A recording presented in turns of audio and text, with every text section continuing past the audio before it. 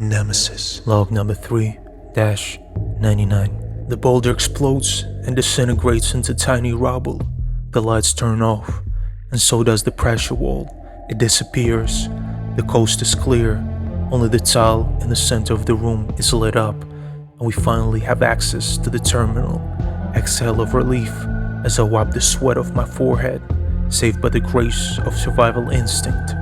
Old man still got it. The terminal gives us all types of info on the Sith and the use of dark force, historical timeline and geographical locations, and other yada yada. However, our main focus is on the latest logs, which seem to have been input by the Sith teacher who was training Reese. Another thing we noticed as soon as the barrier was lifted were decayed bones right at the foot of the terminal, with the skull missing. We make some shocking discoveries. The Sith Lord's name is Darth Serpentine. He was Reese's guardian, in charge of his development as a young Sith apprentice. Ever since Serpentine picked him up from the planet of Chilla, when Reese was still a kid. Reese is from Chilla. Our theories and discoveries were not too far off. This serves as a proof, verifying the story that the blind grandma from Chaplar told us. She saw them two on the planet with her own eyes, while she could still do so. This could also explain the relation between Calypso and him. They are both from the same planet, and they are probably not that far apart in age either. But the thing is, Reese looks nothing like Chiss. His skin looks like it was red at some point, before it drastically faded to gray through the hardships and injuries over the course of years since he was that kid. He must be of a mixed heritage then, possibly part human and part Chiss, since he still possesses prevalent humanoid features. Despite his fucked up mug and battered body, the terminal entries of Darth Serpentine give us further insight. They talk about how Reese lost his parents without any specifics and paint an emotional portrait of his, that Reese is traumatized, unstable and full of rage, seeking revenge against the mercenary guild that must have been involved in his parents' death then. How this uncanny duo came to be is mentioned as well. Serpentine sensed a strong spark of force from halfway across the galaxy and followed its scent, which eventually brought him to Chilla, where he encountered and retrieved this prospect of a pupil in a round-down condition, without mentioning the cause of Reese's miserable state. In training, this new protege had outdone Serpentine's expectations, delivering unprecedented results with the assistance of the Master, channeling his rage into the art of force and combat, turning his weakness into a powerful fuel. Reese's training was complete, and they were about to set off on a search for a Kyber crystal to build Reese a lightsaber of his own, and that's where the terminal entries stop. Xena and I talk about what we've learned. It's a lot to process. Our speculation is that Reese killed his teacher after gaining access to the terminal and learning whatever else was to learn about the Sith, and took his lightsaber alone with Serpentine's severed head. The scholar outdone the teacher that time, left his body to decay here by the terminal, slowly being eaten away by the sandworms, decomposing for years until all that's left is this heap of withered bones.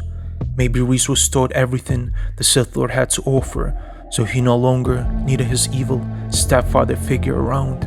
If someone didn't think of Reese as the worst person to have as your enemy, all this new gain info will surely help to see him in that light. A killing machine that won't stop for nothing until the revenge is served. Xena decides to have another look around at the terminal, and after doing some typing and snooping, she manages to locate a deleted entry. In order to retrieve it, we need to input a passcode that is protecting it. Apparently, this hardware doesn't let any data to be permanently erased.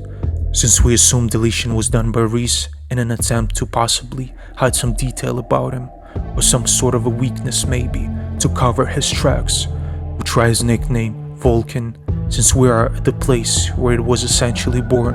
The message says, wrong code. Our next attempt is Chilla, his home planet. Wrong code again. The terminal reads, one attempt left before the entry is locked for a year. I think of using the word guild, it being Reese's driving force for revenge, but Xena stops my hand. She says it has to be something more personal. She types 7 letters I know all too well. The 7 letters that brought joy and then took it all away, trying to take my life as well while at it. the bittersweet nostalgia, Kalipso, Calypso. The terminal lights up in green and we get access to the log. It solely states that from the research Serpentine was conducting on the boy, trying to retrace the steps and dig up more info on his family to identify the causes or the history of forced possession and development of it, and Reese, Serpentine was positive that one living relative of the boy remained. This new info could seem like nothing, but it's of huge assistance to us, because it could only mean one thing. Calypso and Reese are related. They share the same blood, which explains why they carry identical symbols on their napes. A family crest, perhaps. We leave the bloody tomb on a lift in the adjacent room that opens up as soon as we log out of the terminal. And on the way out, I'll drop a couple of explosives to bury this place for good. With Xena rightfully planted on my back, we get straight to the ship, avoiding taking any detours and spending any more time on these burial sands than needed. She asks, "Where to next?"